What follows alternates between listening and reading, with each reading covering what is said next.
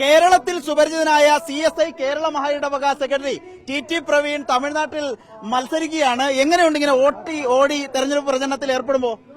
ഇല്ല, എല്ലാവരും കാണണ്ടേ? 2.5 ലക്ഷം ജനമല്ലേ, അവരുടെ വോട്ട് വളരെ പ്രധാനപ്പെട്ടതാണ്. ഇത് കോൺഗ്രസിന്റെ ഒരു കുത്തക മണ്ഡലമാണ്. ഭൂരിപക്ഷം എത്രയിലേക്ക് എത്തിക്കാൻ പറ്റുമെന്നാണ്? 20-30 50,000 വോട്ട് ലീഡിങ്.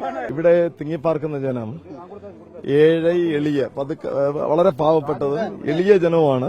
അവര് വ്യവസായികളാണ്.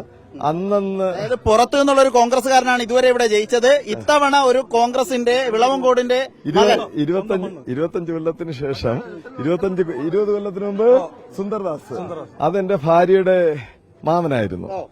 അത് കഴിഞ്ഞതിന് ശേഷം വിളവങ്കോട് മണ്ണിൽ നിന്നുള്ള സ്ഥാനാർത്ഥിയായിട്ട് വന്നിരിക്കുന്നത്. ഇത് നമ്മൾ കേരളം തൊട്ടടുത്താണ്. കേരളവും തമിഴ്നാടും വെച്ച് നോക്കുമ്പോൾ ഇലക്ഷൻ എന്തൊരു വ്യത്യാസം തോന്നുന്നു. അവിടെ പോസ്റ്ററും ബഹളമൊക്കെയാണ്. ഇവിടെയുള്ള ജനത്തിന് അവരിതൊരു ത്രില്ലായിട്ടാണ് എടുക്കുന്നത്. കാരണം ഞാൻ ആരെയും വിളിക്കാറില്ല. ഇപ്പൊ DMK പാർട്ടി ആവട്ടെ, CPM ആവട്ടെ, CPI ആവട്ടെ, കോൺഗ്രസ്സുകാരാവട്ടെ, അവർ രാവിലെ ഞാൻ വരുന്ന മുമ്പേ അവർ റെഡിയാണ്, അവർ ആക്റ്റീവാണ്. കാരണം ഇവിടുത്തെ നമ്മുടെ പൊതുശത്രു BJP ആണ്. അതുകൊണ്ട് അതെ, CPI എല്ലാവരും ഒരുമിച്ച് നിൽക്കുകയാണ്. കാരണം മതേതരത്വം നിലനിൽക്കുവാൻ, സാധാരണക്കാർക്ക് നല്ല രീതിയിലുള്ള ജീവിതം നയിക്കുവാൻ. അതായത് നമ്മളിപ്പോ ചുരുക്കം പറഞ്ഞ ഈ വെറുപ്പിനെ പരത്തുന്നതാരാ? BJP ആണ്. വിദ്വേഷത്തെ പരത്തുന്നതാരാ? സ്നേഹത്തിന്റെ കടയാണ് ഇന്ത്യ മുന്നണി.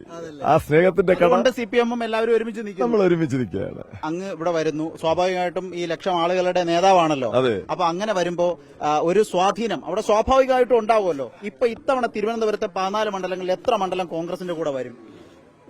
എന്താ തോന്നുന്നത്? ഇല്ല, ഇപ്പൊ എനിക്ക് പറയാൻ പറ്റത്തില്ല. കാരണം സഭാ നേതൃത്വം അങ്ങനെ ഒരു നിലപാട് മൊത്തത്തിൽ എടുത്തിട്ടില്ല. കോൺഗ്രസിനെ പിന്തുണയ്ക്കുമെന്ന നിലപാട് സഭയ്ക്കില്ല. സഭയ്ക്ക് അങ്ങനെ ഒരു പാർട്ടിയോടും വിധേയത്വവും ഒരു പാർട്ടിയോടും അറപ്പോ വെറുപ്പോ ഒന്നുമില്ലാതെ നീങ്ങണം. കാരണം നമുക്ക് സഭ വളരെ മാന്യമായിട്ട് കൊണ്ടുപോകണം. വ്യത്യസ്ത ചിന്താഗതിക്കാരെ ഒരുമിപ്പിച്ച് കൊണ്ടുപോകണം. അങ്ങനെ ഒരുമിപ്പിച്ച് കൊണ്ടുപോകുന്നത് കൊണ്ടാണ് സഭയിൽ 3-2 ഭൂരിപക്ഷത്തിൽ ഞാൻ ജയിച്ചത്. അപ്പൊ ഏതായാലും അങ്ങ് ഇപ്പോ കോൺഗ്രസിനെ ഇത് സ്വാധീനിക്കുമെന്ന് പറയാൻ, അല്ല, തിരുവനന്തപുരത്തെയും കേരളത്തെ ഇത് സ്വാധീനിക്കും ഈ സ്ഥാനാർത്ഥിത്വം എന്ന് പറയാൻ ഇപ്പൊ ഇല്ല. റിസൾട്ട് മറ്റു തമ്പി ഏതായാലും മാറ്റം ഉണ്ടാവൂലേ തിരുവനന്തപുരത്തെ റിസൾട്ടുകളിൽ? അങ്ങ് കോൺഗ്രസ് എന്ന നിലയ്ക്ക് വലിയൊരു മുന്നേറ്റം ഉണ്ടാവുമോ? കാരണം ഒറ്റ സീറ്റില വിളവങ്കോട് മണ്ഡലത്തിൽ 50,000 വോട്ടിൽ കൂടുതൽ ജയിക്കും. തിരുവനന്തപുരത്ത് തമിഴ്നാട്ടിൽ സ്റ്റാൻലിൻ സാർ ഗവൺമെന്റ് വരും. മന്ത്രിയാവോ? ഇല്ല, അങ്ങനെയുള്ള ഉദ്ദേശങ്ങളൊന്നുമില്ല. അങ്ങനെയുള്ള ഒരു ഉദ്ദേശവും. ഏതായാലും കൃത്യമാണ്. തിരുവനന്തപുരം അടക്കമുള്ള ഭാഗങ്ങളിൽ ടി പ്രവീണിന്റെ തമിഴ്നാട്ടിലെ സ്ഥാനാർത്ഥിത്വം അവിടെയും മാറ്റം കൊണ്ടുവരും.